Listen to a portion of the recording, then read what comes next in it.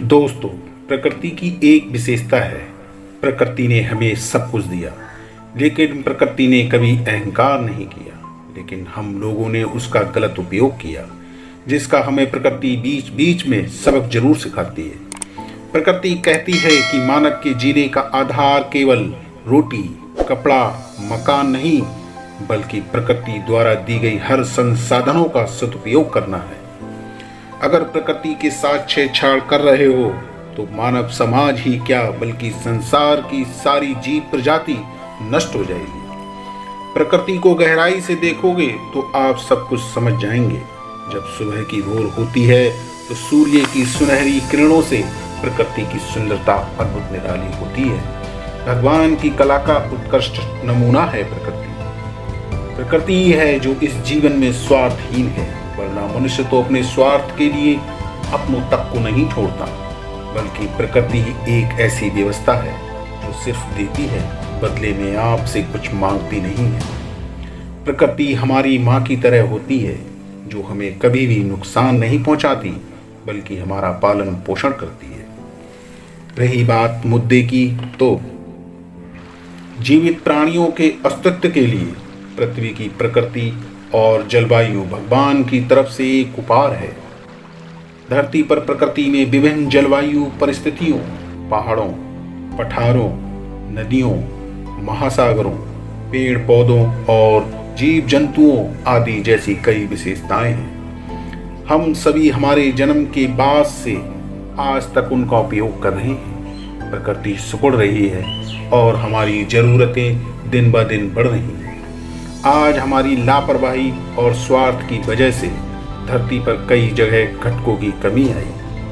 पीने और अन्य उद्देश्यों के लिए पानी की कमी, ताजी हवा की कमी आदि के पीछे एकमात्र कारण हमारी स्वार्थी व्यवहार है। अगर हम प्रकृति के प्रति स्वार्थी व्यवहार को नहीं बदलेंगे तो यह हमारी पृथ्वी के अंत का कारण बन सकती है।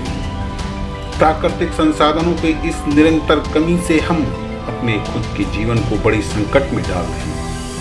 और वह दिन दूर नहीं होगा जब पीने का पानी, ताजी हवा, पेट्रोलियम, प्राकृतिक गैस और पृथ्वी पर मौजूद हमारी सतह की मिट्टी हमारी भविष्य की पीढ़ी के इस्तेमाल के लिए नहीं बचेगी। प्रकृति धरती पर कुछ भी अपने लिए नहीं करती। नदियां पहाड़ों से अपने लिए नहीं उतरती। चांद सूरज भी कहाँ अपने लिए चमकते हैं, वो तो प्रकृति के धड़कन को धड़काते हैं। फूल वृक्ष की डाली अपने लिए नहीं फलती। प्रकृति धरती पर कुछ भी अपने लिए नहीं करती। रात तेरे बाद सुबह होने से नहीं मुकरती। प्रकृति धरती पर अपने लिए कुछ भी नहीं करती। हवा की सरसराहट, चिड़ियों की चहचहाट, समुद्र का शोर, जंगलों में नाचते मोर, इनका नहीं कोई मोल, क्योंकि प्रकृति है अनमोल। जैसे बर्फ पहाड़ों को ढक लेती है तो उसकी सुंदरता बढ़ जाती है।